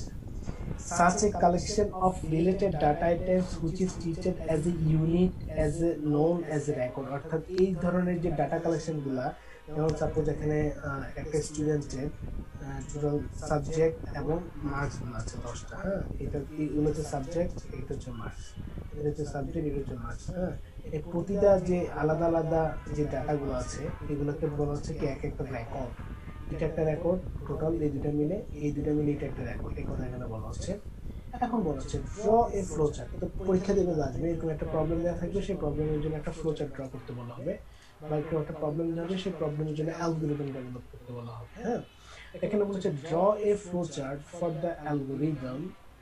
এই যে প্রোগ্রাম, সেই প্রোগ্রামের জন্য যে অ্যালগরিদম থাকবে, সেই অ্যালগরিদমের জন্য একটা ফ্লো চার্ট ড্র করো to calculate the percentage marks obtained by the student in this examination, and then to print it along with his her roll number and name। অর্থাৎ আমার এখানকার একজন স্টুডেন্ট, সে যে 10টা সাবজেক্টের মধ্যে যে মার্কস পাইছে, সেই মার্কস গুলার একটা পার্সেন্টেজ মার্কস, অর্থাৎ তার যে মার্কস হচ্ছে 10টা সাবজেক্ট, সেই 10টা সাবজেক্টের মার্কসের এভারেজ মার্কসটা কত, সেটা আমাকে কি করতে হবে, বের করতে হবে। যেহেতু প্রতিটা সাবজেক্টের ম্যাক্সিমাম মার্কস হচ্ছে 100 করে, তার মানে হচ্ছে সে যদি এখানে 75 পায়, কথার কথা, তাহলে তার মার্কস হচ্ছে 75%। সে যদি এখানে যদি 50 পায়, তাহলে তার মার্কস হচ্ছে 50%, তাই না? এখন টোটাল এভারেজ পার্সেন্টেজ মার্কস কত, তাহলে এভারেজ মার্কস হবে হচ্ছে সে টোটাল যে 10টা সাবজেক্টে যে মার্কস গুলো পাইছে, সেই সবগুলো মার্কস যদি আমরা যোগ করি, যোগ করে যদি আমরা 10 দিয়ে ভাগ করি, তখন আমরা যে মার্কসটা পাবো সেই মার্কসটা হচ্ছে তার পার্সেন্টেজ মার্কস বা এভারেজ মার্কস। এবং এটার জন্য আমাকে একটা এটার জন্য এই প্রবলেমের জন্য যে অ্যালগরিদম তার জন্য যে ফ্লো চার্ট, সেই ফ্লো চার্ট হচ্ছে আমাকে কি করতে হবে, ডিজাইন করতে হবে। ওকে, তাহলে আমরা একটু দেখি। আচ্ছা, তাহলে একজন স্টুডেন্ট, তাই না? তাহলে তো এখানে মাল্টিপল স্টুডেন্ট নাই। হ্যাঁ, একজন স্টুডেন্ট। তাহলে আমরা একটু আগে একটা সিম্বল দেখছিলাম, যে সিম্বলটার নাম ছিল টার্মিনাল। টার্মিনাল মানে হচ্ছে কি স্টার্টিং এবং এন্ড। যে সিম্বলটা আমরা দেখছিলাম হচ্ছে এরকম, এটাকে বলা ছিল হচ্ছে টার্মিনাল। তাহলে স্টার্ট এবং স্টপের মধ্যে কি হবে, এই টার্মিনাল সিম্বলটা হবে। ঠিক আছে, তাহলে আমি স্টার্ট করলাম। স্টার্ট করার পরে এই যে একটা সিম্বল ছিল, এটাকে বলা ছিল হচ্ছে কি ইনপুট অথবা কি আউটপুট। তাহলে ইনপুটের জন্য হচ্ছে আমরা এ সিম্বল দিব, আর আউটপুটের জন্য হচ্ছে আমরা কি দিব, এ সিম্বল দিব। আর বাকি এরকম যে একটা সিম্বল ছিল রেক্টেঙ্গেল, সেটা ছিল হচ্ছে প্রসেসিং। তার মানে এখানে হচ্ছে কিছু ক্যালকুলেশন, কিছু প্রসেসিং হচ্ছে। ঠিক আছে, এখানে কোনো ডিসিশন নাই। এখানে কোনো ডিসিশন আছে কি, এখানে কোনো ডিসিশন নাই। যার কোনো হচ্ছে আমরা কি এই যে সিম্বলটা, এই সিম্বলটা আমরা এখানে পাচ্ছি না। যদি এখানে কোনো ডিসিশন মেকিং থাকতো তাহলে হচ্ছে আমরা এই সিম্বলটা এখান থেকে অ্যাপ্লাই করতাম। ওকে, তাহলে আমাদের প্রবলেমটা ছিল কি সিম্পল, একটা স্টুডেন্ট, সে স্টুডেন্টের জন্য টোটাল 10টা মার্কস দেওয়া আছে। সেই 10টা মার্কস হচ্ছে আমাকে কি করতে হবে, যোগ করতে হবে, যোগ করে 10 দিয়ে ভাগ করতে হবে। তাহলে আমরা কি করবো, ইনপুট ডাটা নিলাম। দেখেন, এটা হচ্ছে আমাদের যে অ্যালগরিদম ছিল, সেই অ্যালগরিদম আরো প্রিসাইজলি ওয়েতে, অর্থাৎ একটা ফ্লো ডায়াগ্রাম, একটা গ্রাফিক্যাল রিপ্রেজেন্টেশনের মাধ্যমে আমরা খুব ইজিলি বুঝতেছি যে আসলে আমার প্রোগ্রামটা কি হতে পারে। আমরা কি করবো, কিছু ইনপুট ডাটা নিব। তখন রিড ইনপুট ডাটা কি কি সেটা কিন্তু ডিটেইলস এখানে বলার প্রয়োজন নেই। হ্যাঁ, প্রয়োজন হচ্ছে না, জাস্ট সেটা থাকবে হচ্ছে কোথায়, অ্যালগরিদমে। তাহলে জাস্ট ইনপুট ডাটাগুলো আমি রিড করবো। তাহলে রিড আসলে ইনপুট ডাটা কি কি হবে, ইনপুট ডাটা রিড হবে বলতে হচ্ছে এখানে বোঝানো হচ্ছে আমাদের যে টোটাল প্রতিটা সাবজেক্টের যে মার্কস আছে, মার্কস, সেই স্টুডেন্টের নেমটা বা সেই স্টুডেন্টের হচ্ছে যে এখানে বলে দিছে যে কি কি আসলে ইনপুট হিসেবে থাকবে। এই যে তার তার রোল নাম্বার বা তার নাম এবং সে যে মার্কস গুলো পাইছে, এগুলো হচ্ছে তার ইনপুট। সবকিছু একটা কথার মধ্যে চলে আসছে, read input data. Then add marks of all subjects giving total, অর্থাৎ টোটাল নামে একটা ভেরিয়েবল আছে, সেই ভেরিয়েবলের মধ্যে সবগুলো সাবজেক্টের মার্কস গুলো যোগ করবে। কিভাবে যোগ করবে সেটা আসলে এখানে ডিটেইলসে বলা হয় না, এটা একটা প্রসেসিং এর মধ্যে আছে। হ্যাঁ, তারপর হচ্ছে কি বলা হচ্ছে, percentage equal total divided by 10, অর্থাৎ এর পরবর্তীতে আমি কি করবো, পার্সেন্টেজ একটা ভেরিয়েবল, সেই ভেরিয়েবলের মধ্যে আমাদের যে টোটাল মার্কস ছিল, সেই টোটাল মার্কসকে 10 দিয়ে ভাগ করবো। ভাগ করে আমার সেই টোটাল এই যে স্টুডেন্টের কি হবে, পার্সেন্টেজ বের হবে। দেন হচ্ছে সেটাকে আমরা আউটপুট আকারে স্টপ দিয়ে আমরা শেষ করে দেবো। এটা হচ্ছে খুবই সিম্পল। সিম্পল হচ্ছে एग्जांपल 3 এর একটা ফ্লো চার্ট। ওকে, এখন বলা হচ্ছে, যদি আমার আগের যে एग्जांपलটা ছিল, অর্থাৎ एग्जांपल যে 3টা ছিল, एग्जांपल যে 3, অর্থাৎ একটা স্টুডেন্টের 10টা সাবজেক্টের কিছু মার্কস দেওয়া আছে, সেই মার্কসের থেকে আমরা কি করছি, পার্সেন্টেজ মার্কস বের করছি। এখন যদি বলা হয় না, ওই एग्जांपल 3 এর সাথে 50টা স্টুডেন্টের ডাটা দেওয়া আছে। হ্যাঁ, একটা ক্লাসের মধ্যে 50 জন স্টুডেন্ট আছে, সেই 50 জন স্টুডেন্টের কি দেওয়া আছে, ডাটা দেওয়া আছে। কিভাবে, তো প্রতিটা স্টুডেন্টের 10টা করে সাবজেক্ট দিয়ে হচ্ছে তাদের কি দেওয়া আছে, ডাটা দেওয়া আছে। তাহলে एग्जांपलটা একটু চেঞ্জ হয়ে যাচ্ছে, তাই না, একটু আর একটু বড় হচ্ছে। আগে ছিল কি আমি একটা স্টুডেন্ট নিয়ে কাজ করছি, একটা স্টুডেন্টের 10টা সাবজেক্ট, আর এখন হচ্ছে আমাকে কাজ করতে হবে 50টা স্টুডেন্ট, অর্থাৎ প্রতি স্টুডেন্টের আলাদা আলাদা 10টা সাবজেক্ট এবং প্রতিটা আলাদা আলাদা টোটাল মার্কস দিয়ে কি করতে হবে, draw a flow chart for the algorithm to calculate and print the percentage marks obtained by each student along with his roll number and name। অর্থাৎ আমাকে যে কাজটা করতে হবে, আমাকে হচ্ছে একটা অ্যালগরিদম ডিজাইন করতে হবে, সেই অ্যালগরিদম থেকে একটা ফ্লোচার্ট বানাতে হবে। কি করতে হবে, to calculate and print the percentage marks obtained by each student। প্রতিটা স্টুডেন্ট, 50 জন যে স্টুডেন্ট আছে, প্রতিটা স্টুডেন্টের আলাদা আলাদা করে পার্সেন্টেজ মার্ক বের করে আমাকে কি করতে হবে, তার রোল নাম্বার এবং নাম অনুসারে কি করতে হবে, প্রিন্ট করে আউটপুট আকারে দেখাতে হবে। এখন পরীক্ষাতে যদি আসে এভাবে, draw a flow chart for the algorithm to calculate and print, অথবা যদি পরীক্ষাতে আসে এরকম যে না, তুমি প্রথম হচ্ছে অ্যালগরিদম লিখো, অ্যালগরিদম লিখে ফ্লো চার্ট লিখো, তখন আপনাকে কি করতে হবে, এই প্রবলেমের জন্য আগে অ্যালগরিদম লিখতে হবে, দেন হচ্ছে সেই প্রবলেমের জন্য আবার কি করতে হবে, সেই অ্যালগরিদম থেকে ফ্লো চার্ট লিখতে হবে। এটা মার্কসের উপর ডিপেন্ড করে। যেমন সাপোজ যদি এরকম একটা কোশ্চেন থাকে, সেই কোশ্চেনের মার্কস হয়তো বা বেশি থাকবে যে অ্যালগরিদম লিখো, অ্যালগরিদম লিখে ফ্লো চার্ট লিখো। আবার এমন হতে পারে যে না, অ্যালগরিদম লেখা দরকার না, শুধু ফ্লো চার্ট লিখো। আবার এমন হতে পারে যে ফ্লো চার্ট লেখা দরকার না, অ্যালগরিদম লিখো। এটা আসলে প্রশ্নের মধ্যে স্পেসিফিকলি বলে দেওয়া থাকবে, ঠিক আছে, সেগুলো খেয়াল করে আনসার করতে হবে। আচ্ছা, তাহলে এখন আমি যে প্রবলেমের কথা বলছি আর কি, হ্যাঁ, যে প্রবলেম জাস্ট एग्जांपल 4 এর মধ্যে টোটাল স্টুডেন্ট কয়টা 50টা, তাহলে আমাকে কি করতে হবে, এই 50টা স্টুডেন্টের জন্য আমাকে একটা লুপ চালাতে হবে। কি চালাতে হবে? একটা লুপ। সেই লুপের কথা এখানে বলা হচ্ছে। যেমন আমরা আগে কি করছিলাম, আমরা শুধুমাত্র একটা স্টুডেন্টের কাজ করছিলাম, এখন আমরা আসলে একটা স্টুডেন্টের কাজ করব না। এখন আমরা কি করব, আমরা একটা স্টুডেন্ট থেকে দেখেন এই জায়গায় একটা লুপিং এর একটা যে জিনিস দেখানো হচ্ছে, অর্থাৎ আমি এখানে কিছু কন্ডিশনের মাধ্যমে, কিছু লুপিং এর মাধ্যমে আমরা কি করব, এখানে 50টা স্টুডেন্টের ক্যালকুলেশন আমরা করব এবং এই প্রসেসটা 50 বার চালাবো। তো ফাইনালি এটাকে যদি আমরা ফ্লোচার্ট আকারে যদি দেখাতে চাই, তখন এটা হচ্ছে এরকম। এটা যা শুধু বোঝাচ্ছে হচ্ছে একটা স্টুডেন্টের জন্য হচ্ছে এরকম। যদি আমরা এগুলো ইনফাইনাইট লুপ চালাই, তাহলে সেক্ষেত্রে আমরা অনেকগুলো স্টুডেন্টের এইভাবে বের করতে পারবো। এটা হচ্ছে তার ফ্লোচার্ট। ফাইনালি এটা হচ্ছে তার ফ্লোচার্ট। এই ফ্লোচার্টটা দেখেন এই জায়গায় হচ্ছে কি সিম্বল আছে। একটা হচ্ছে টার্মিনাল সিম্বল আছে, তারপরে হচ্ছে এগুলো হচ্ছে প্রসেস বা ইনিশিয়ালাইজেশনের জন্য একটা প্রসেস। এটা হচ্ছে ইনপুট ডাটা, এটা হচ্ছে আউটপুট ডাটা, এটা একটা প্রসেস, এটা হচ্ছে একটা ডিসিশন সিম্বল। এটা হচ্ছে কি একটা ডিসিশন সিম্বল। তাহলে এই ফিগারটা দেখে আমরা 50 জন স্টুডেন্টের জন্য যে ক্যালকুলেশন, সেই ক্যালকুলেশন আমরা অবশ্যই খুব ইজিলি করতে পারার কথা। এখানে কিছু না, এখানে যা শুধু এই অংশটুকু হচ্ছে আমাদের টোটালি আগের, আর এখানে যা শুধু একটা জিনিস বাড়তি অ্যাড হয়েছে, একটা ডিসিশন সিম্বল অ্যাড হয়েছে, যেটা দ্বারা আমরা কি করতেছি, একটা লুপ চালাচ্ছি। সেই লুপ দিয়ে আমরা ক্যালকুলেশন করতেছি টোটাল 50 জন স্টুডেন্টের ইনফরমেশন আমরা ক্যালকুলেশন করে করে আউটপুট আকারে দিচ্ছি। তাহলে আগের যে एग्जांपल ছিল एग्जांपल 3 এবং एग्जांपल 4 এর মধ্যে পার্থক্য কি আসলে বোঝা গেছে? আমার মনে হয় এটাকে আর ব্রিফলি ডিসক্রাইব করার প্রয়োজন আছে বলে মনে হয় না আর কি, কারণ এর আগে আপনাদের ক্যালকুলেশনের মধ্যে দেখাইছি আসলে কিভাবে এটা কাজ করতেছে। তাহলে 50 জন স্টুডেন্টের জন্য ক্যালকুলেশনটা কি হবে, তারপর আমি একটু বলতেছি। প্রথমে স্টার্ট থেকে শুরু করব। স্টার্ট থেকে শুরু করার পর আমরা হচ্ছে কাউন্ট যে একটা ভেরিয়েবল আছে, সেই ভেরিয়েবলের মধ্যে আমরা 0 দিলাম, অর্থাৎ কাউন্ট দিয়ে আসলে আমরা ক্যালকুলেশন করব টোটাল 50 জন স্টুডেন্ট হয়েছে কিনা। তাহলে এখন আমরা কি করব, একটা স্টুডেন্টের ডাটা ইনপুট নিলাম, তাদের সবগুলো মার্ক যোগ করলাম, টোটালের মধ্যে রাখলাম, টোটাল থেকে আমরা এটার পার্সেন্টেজ বের করলাম, সেই স্টুডেন্টের আউটপুট আমরা দিয়ে দিলাম এবং কাউন্টের মধ্যে কি করলাম, জাস্ট শুধু এক যোগ করলাম। তাহলে এইভাবে কাউন্টের মধ্যে এক যোগ হবে, যোগের পর চেক করবে কাউন্টটা কি 50 হয়েছে না 50 হয় নাই, তার মানে হচ্ছে সে আবার লুপটা আবার সেই ইনপুট ডাটার মধ্যে চলে যাবে। এভাবে করতে করতে সে কাউন্টার ভ্যালু কত করবে, 2 করবে, আবার সে যাবে, এভাবে করতে 3 করবে। এরকম করতে করতে যখন তার ভ্যালুটা যখন 50 হয়ে যাবে, অর্থাৎ 50টা যখন আমি ক্যালকুলেশন করে ফেলবো বা আউটপুট দেখাই দিব, তখন হচ্ছে সে বলবে হ্যাঁ 50টা যদি হয়ে গেছে, তাহলে এখন তুমি ইয়েস, তাহলে তুমি এখন কি করো, প্রোগ্রামটাকে শেষ করে দাও, স্টপ করে দাও। আমি কি বুঝাতে পারতেছি? আজকে সবার কাছে একটু কথাবার্তা কম শুনতেছি আমি নিজেও, বা জিজ্ঞাসা কম করি। আপনি কি বুঝতেছেন সবাই? না বুঝলে কিন্তু অবশ্যই বুঝতেছে স্যার। আচ্ছা গুড, বুঝলে তো আলহামদুলিল্লাহ ভালো। আচ্ছা এখন एग्जांपल 4 এর মধ্যে কি বলা, एग्जांपल যে 4, সেই 4 এর মধ্যে আমরা যে টার্মিনেশনটা করছি, সেই টার্মিনেশনটা করছি কিসের মাধ্যমে, 50 জন স্টুডেন্টের জন্য আমরা একটা লুপ চালাইছি। সেই লুপের মাধ্যমে হচ্ছে আমরা কি করলাম, সেই লুপের মাধ্যমে হচ্ছে আমরা এই যে প্রোগ্রামটা, সেই প্রোগ্রামটাকে টার্মিনেট করলাম।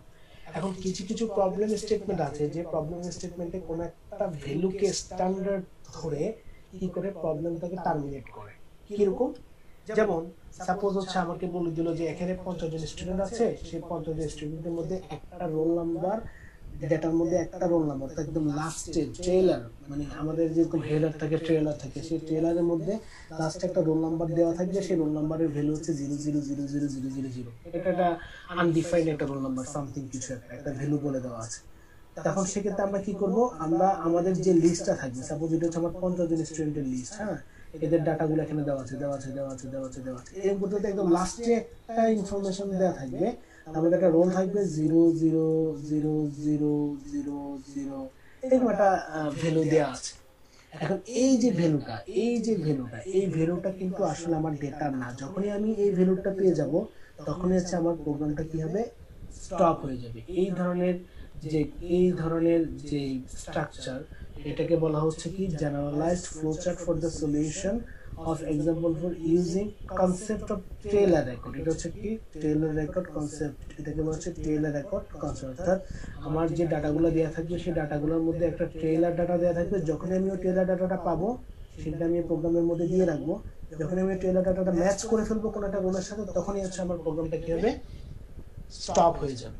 ঠিক আছে, আগে আমরা টার্মিনেট করছি কিসের মাধ্যমে, আগে আমরা টার্মিনেট করছি হচ্ছে টোটাল 50 জনের জন্য চেক করে আমরা কি করছি, কাউন্টের মধ্যে 50 নিয়ে এসে দেন টার্মিনেট করছি। এখন হচ্ছে আমরা টার্মিনেট করতেছি কি, আমি একটা একটা একটা একটা করে রিড করতে করতে করতে করতে যাব, যখনই আমি এই রোল নাম্বারটা পেয়ে যাব তখনই আমার প্রোগ্রাম স্টপ হয়ে যাবে।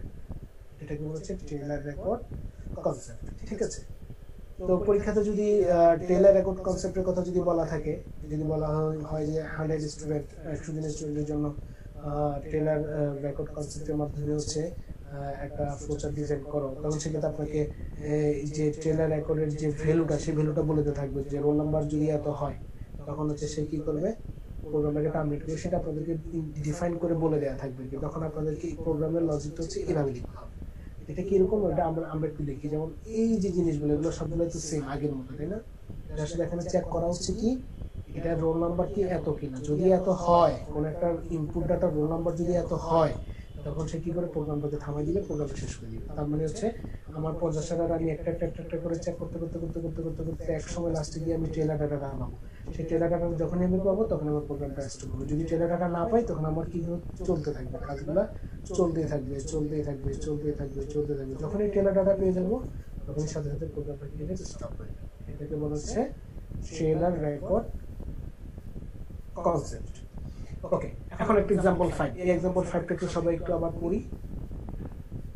এটা টেলার রেকর্ড কনসেপ্ট দিয়ে একটা एग्जांपल 5 দেওয়া আছে, যেখানে বলা হচ্ছে এই ধরনের একটা রোল নাম্বার যদি আমরা পাই, তখন সেক্ষেত্রে আমরা কি করব, প্রোগ্রামটাকে টার্মিনেট করে দিব, স্টপ করে দিব। সবাই একটু পড়েন।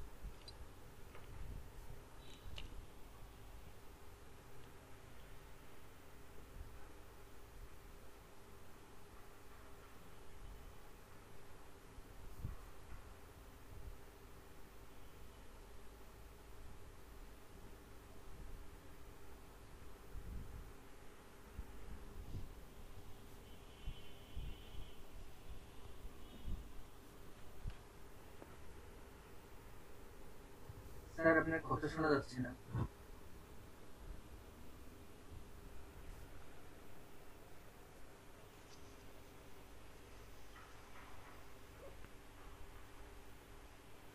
নেট গুলো প্রবলেম করতেছে।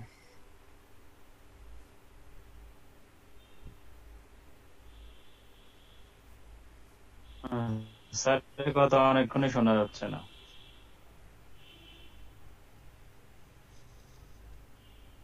স্যার আপনার কথা শুনতে পাচ্ছি না। আজকে আমাদের কথা শুনতে পাইনি। স্যার সবাইকে বিষয়টা নিয়ে ডিসকাস করতে বলছে।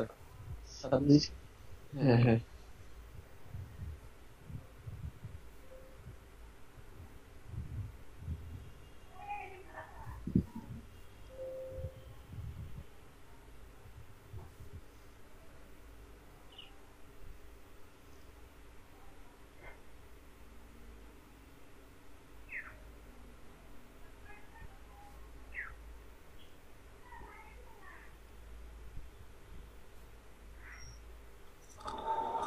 স্যার ভাই, ফাহিম ভাই, আর আপনি কি আমাদেরকে শুনতে পাচ্ছেন? ফাহিম ভাই স্যারকে কি ইনফর্ম করুন স্যার। স্যার আমরা আপনার কথা শুনতে পাচ্ছি না স্যার। হ্যালো স্যার তোমার কাছে স্যারের নাম্বার আছে না? স্যারের নাম্বারে ডিরেক্ট কল করো, হয়তো স্যারের অডিও মানে ডিভাইস ডিসকানেক্টেড হয়ে গেছে। পিসির মধ্যে স্যারের মাউস লড়াইতেছে স্যার বুঝাচ্ছে। স্যারের মাউস নড়াচড়া করতেছে দেখে রাফি কল দিবেন নাকি আমি কল দিব? তুমি কল দাও হ্যাঁ আমার মোবাইল ব্যালেন্স শেষ তুমি কল দাও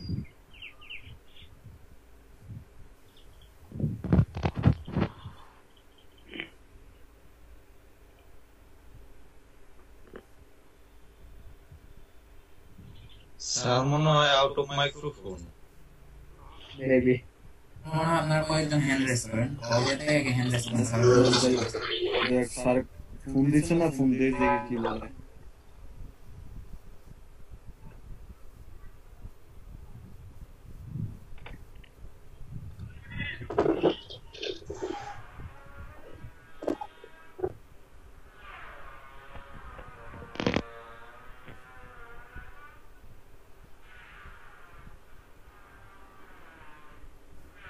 হ্যান্ড রেস করলে স্যারের নজর আসতে পারে। বুঝছি তো। কোটি কোটি হ্যান্ড রেস তো হইতে পারে, তাই না? এনাম সৈনিক না আপনারা, কোটি কোটি ভাবে আপনারা হ্যান্ড রেস করেন। স্যার দেখতে পায়, এখন দেখতে পায়।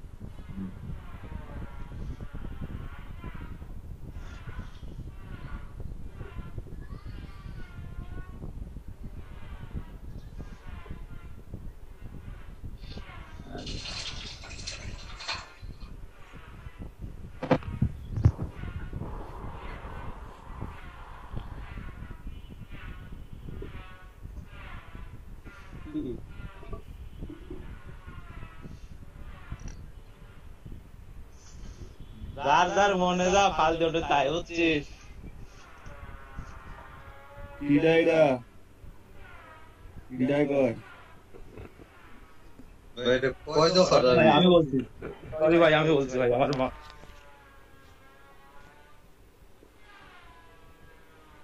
ভাই আমি অনলাইনে ক্লাস করতেছি, অন্যরা ভাবতেছে আমি ভিডিও কলে কি করতেছি, এই আর কি। সবাইকে বলছি রেকর্ডিং। আমার কথা শোনা যাচ্ছে? ইয়েস স্যার এখন শোনা যাচ্ছে স্যার। জি স্যার আপনার কোনো কথা আমরা শুনতে পাইনি। আচ্ছা এটা বুঝছেন সবাই?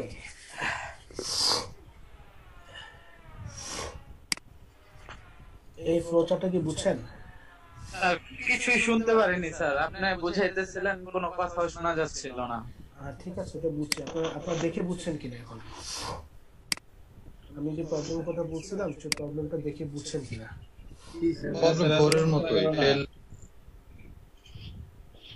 আচ্ছা এখানে আমি আবার একটু বলে দিই আর কি। সেটা হচ্ছে প্রথমত আমাদের যে প্রবলেমটা, সেই প্রবলেমটা হচ্ছে এরকম: আমাদের টোটাল কিছু স্টুডেন্ট দেওয়া থাকবে, সেই স্টুডেন্টের প্রতিটা স্টুডেন্টের জন্য আলাদা আলাদা করে কিছু সাবজেক্টের মার্কস দেওয়া থাকবে, 10টা করে সাবজেক্ট থাকবে, এবং সেই সাবজেক্টের মার্কস থেকে হচ্ছে আমরা কি করতে পারি, তার পার্সেন্টেজটার নাম্বারটা বের করতে পারি। এখন আমাদের এই প্রবলেমের ক্ষেত্রে বলা হচ্ছে যদি তার পার্সেন্টেজ মার্ক যদি 30%-এর উপরে হয় বা সমান হয়, তাহলে সেক্ষেত্রে এইরকম যে স্টুডেন্টগুলো আছে তাদের ডাটাটাকে আমরা প্রিন্ট করব, এবং সাথে সাথে আমরা দেখব যে এরকম স্টুডেন্ট টোটাল কতজন আছে। এবং আমরা এই প্রোগ্রামটাকে টার্মিনেট করব টেইলার কনসেপ্ট দিয়ে, এবং একটা রোল নাম্বারের কথা বলা হচ্ছে যে রোল নাম্বারটা হচ্ছে 9999999। এই রোল নাম্বারটা যখন আমরা ম্যাচ করব তখনই সাথে সাথে আমার প্রোগ্রামটা কি হয়ে যাবে, টার্মিনেট হয়ে যাবে, স্টপ হয়ে যাবে, এবং আমরা সেক্ষেত্রে টোটাল কতজন স্টুডেন্টের মার্কস হচ্ছে 30% এর উপরে আছে বা 30% আছে, সেটা হচ্ছে আমরা কাউন্টের মাধ্যমে প্রিন্ট করে দিব। তাহলে এখন খুব সিম্পলি হচ্ছে এই ওই যে 30% এর উপরে মার্কস কতজন আছে সেটাকে ধরে রাখার জন্য আমরা একটা কাউন্ট নামে একটা ইনিশিয়ালাইজেশন ভেরিয়েবল নিলাম, যার মধ্যে প্রথমত তার ভ্যালুটা হচ্ছে 0 করে দেওয়া আছে, এবং আমরা প্রতিটা ডাটাকে ইনপুট হিসেবে নিচ্ছি। নেওয়ার পর আমরা চেক করতেছি যে আমার রোল নাম্বারটা কত। এখন রোল নাম্বারটা যদি 99999 না হয়, তার মানে হচ্ছে এটা আমার একটা ভ্যালিড রোল নাম্বার, এবং আর কিছু ডাটা আছে, সেই ডাটাগুলো নিয়ে আমরা ক্যালকুলেশন করা শুরু করবো, যে তার টোটাল মার্কস যোগ করবো, টোটাল মার্কস যোগ করে তার পার্সেন্টেজ বের করবো। বের করার পরে সেই পার্সেন্টেজটা আছে কোথায়, এই পার্সেন্টেজের মধ্যে। পার্সেন্টেজটা কি 30-এর উপরে নাকি নিচে? যদি 30-এর উপরে হয় দেন হচ্ছে আমরা এই ক্যালকুলেশনে যাবো, অর্থাৎ আউটপুট ডাটা দিব এবং কাউন্টের ভ্যালু এক করে দিব, অর্থাৎ একটা ডাটা পাইছি যার হচ্ছে 30%-এর উপরে আছে। দেন আমরা লুপটা চলে যাবে কোথায়, আবার ইনপুট ডাটার মধ্যে ফ্লোটা চলে গেছে, অর্থাৎ আবার পরবর্তী ডাটাটাকে আমি ইনপুট দিব। যদি 30%-এর নিচে না হয়, অর্থাৎ 30%-এর নিচে যদি হয়, তখন আমরা নো করবো, তখন আমার এই দুটো এক্সিকিউশন প্রয়োজন নেই, অর্থাৎ কাউন্টের ভ্যালু এক বাড়ানো দরকার নাই এবং সেটাকে আউটপুটে দেখানো দরকার নাই। কারণ আমরা তো বলছিলাম যে সকল ডাটাগুলো 30%-এর উপরে হবে, সে সকল ডাটাগুলোকেই কেবল হচ্ছে আমরা কি করবো, আউটপুট আকারে দেখাবো এবং তার ভ্যালুগুলো তাকে আমরা কাউন্ট করে করে যোগ করবো।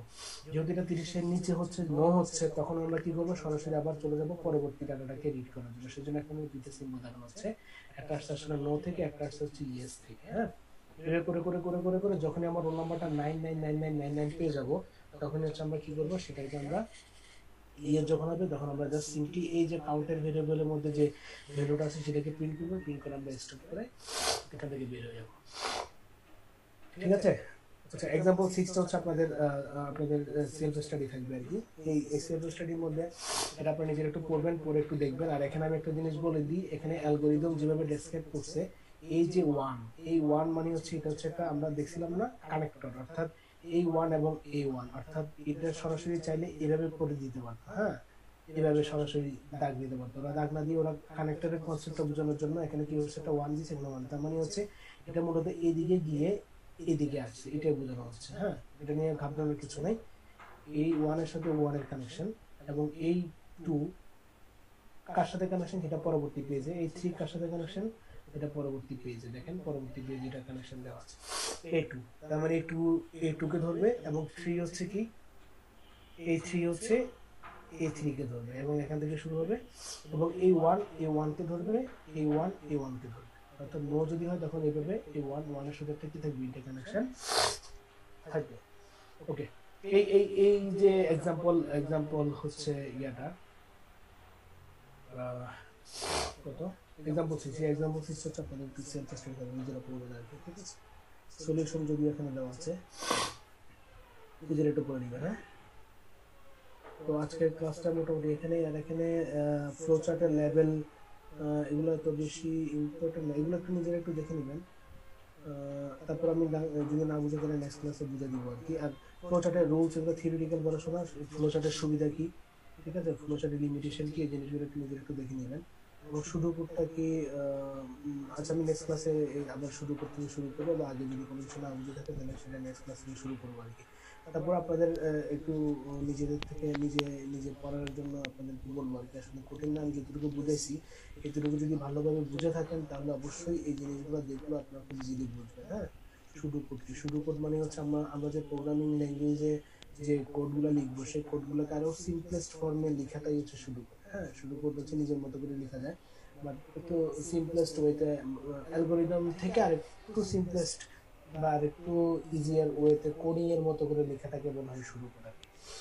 ঠিক আছে, এই লেকচারটা আপনারা নিজেরা সবাই একটু বাকিটুকু অংশটুকু দেখবেন। এরপরে যদি কোনো কিছু না বুঝেন তাহলে আমি নেক্সট ক্লাসে আবার ওই কিছু থেকে ব্যাক ট্র্যাক করে হচ্ছে আপনাদেরকে বুঝে দিব আর কি। সেই ক্লাসটা আসলে আর বেশিক্ষণ নিব না, যে ক্লাসটা এখানে শেষ করবো। আপনারা প্রত্যেকে এই ভিডিওটা একটু অন করেন তো।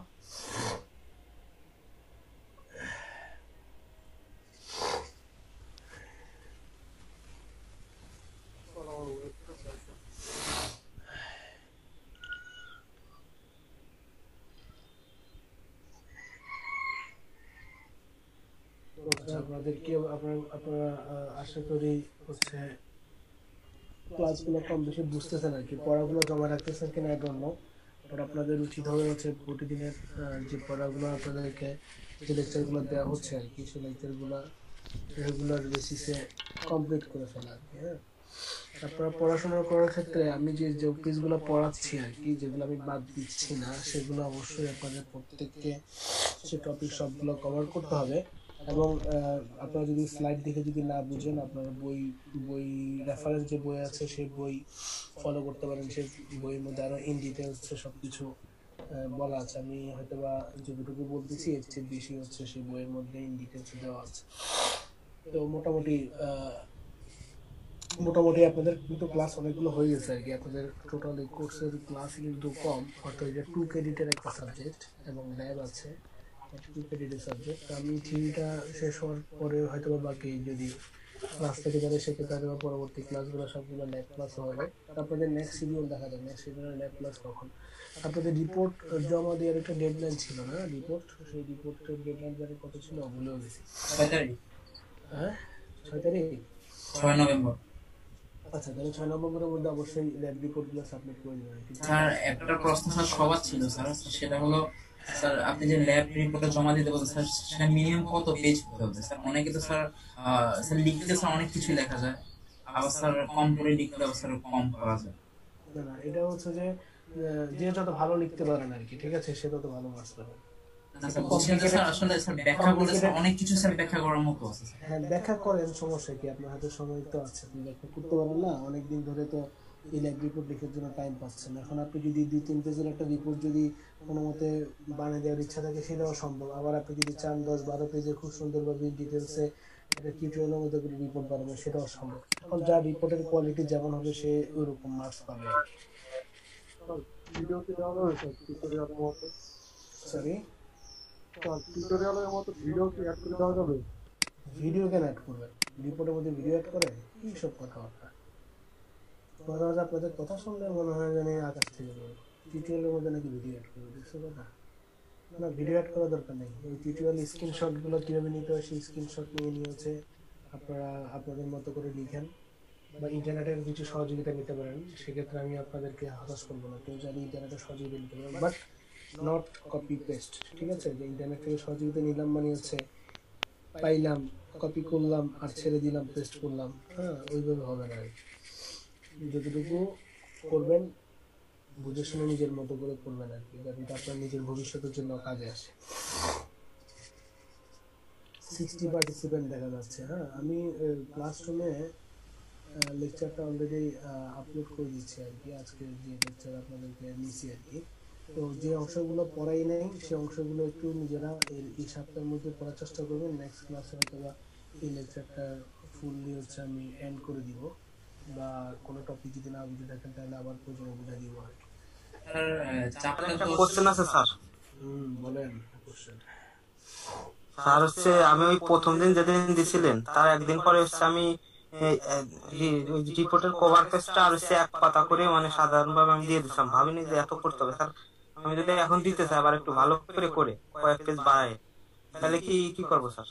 কি করবেন, দিবেন, সমস্যা কি? পরে আবার সেই জিনিসটা সেই জায়গায় আপলোড করে দিবেন, আগে ডাটাটা সরে যাবে, সমস্যা নেই। জি স্যার, ওই জায়গায় আপলোড করতে পারবেন, প্রবলেম নেই। জি স্যার। আচ্ছা, আমি লেকচারটা দিয়ে দিয়েছি, আমি আপনাদের কিছু র্যান্ডমলি কিছু স্ন্যাপ নিই, মাঝে মাঝে নিচ্ছি, সবসময় নিচ্ছি না, এটা নিয়ে আমার কনফিউশন থাকার দরকার নাই, এটা আমার পলিসি আর কি। আচ্ছা, সবাই একটু ভিডিও অন করেন, ফিমেলরা চাইলে অন করতে পারে, দেন, বাট যারা মেল আছেন তারা ভিডিও অন করেন। ক্লাসের আমি আগেই বলছি ক্লাসে উপস্থিত থাকতে হবে, ক্লাসের একটা পরিবেশ বা মেন্টালিটি নিয়েই ক্লাসে আসার জন্য আপনাদেরকে সবসময় রিকোয়েস্ট করে আসি। হ্যাঁ, সুতরাং ভিডিওতে আসার মতো একটা পরিবেশে থেকে ক্লাসে আসা উচিত। আমি স্ক্রিনশটগুলো নিয়ে নিই আগে, না আসলে সেটা পরে দেখা যাবে।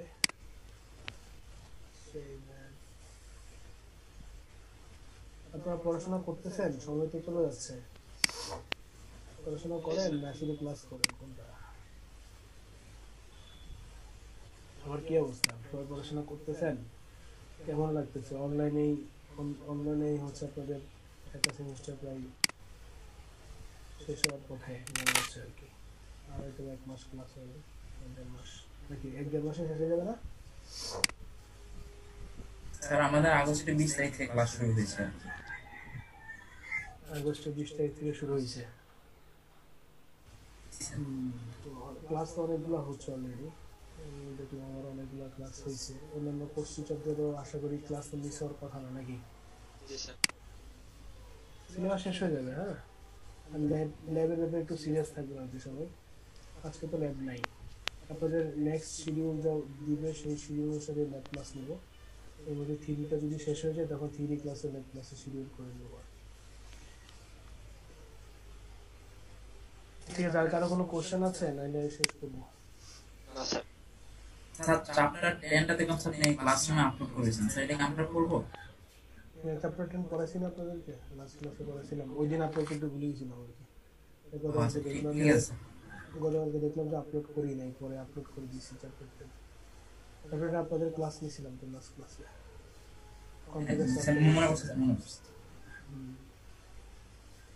আমি যে সকল লেকচারগুলো ফুললি কভার করতেছি সেগুলো আপনারা ফুললি ওভাবে কভার করবেন।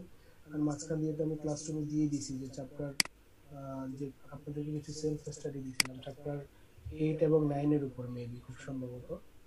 তো চ্যাপ্টার 8 এবং 9 এর উপর আপনাদের যে সেলফ স্টাডি দেওয়া হয়েছিল, সেই সেলফ স্টাডিতে আপনাদেরকে রিপোর্ট দেওয়ার কথা ছিল। এটা কে কতটুকু কোশ্চেন না কোশ্চেন আই ডোন্ট নো, সেটার জন্য একটা মানে ডেডলাইন ঠিক করা দরকার। সেটা কি এখনই ঠিক করে দিব নাকি আরো সময় দিব? স্যার আরো সময় দেন স্যার। সময় দিলে সময় নিতেই থাকবেন আর কি। ঠিক আছে, যাক আর এক সপ্তাহ দেখি, এক সপ্তাহ পরে একটা ডেডলাইন দিয়ে দিব, নাহলে আপনারা কাজ করবেন না তো, বুঝছেন? সবাই তো এরকম। আমার তো মনে হয় স্যার আগে ল্যাব রিপোর্টটা শেষ করি। ঠিক আছে, ওকে, সবাই ভালো থাকেন, সুস্থ থাকেন। আল্লাহ হাফেজ। হ্যাঁ, আল্লাহ হাফেজ। আসসালামু আলাইকুম স্যার। আসসালামু আলাইকুম স্যার।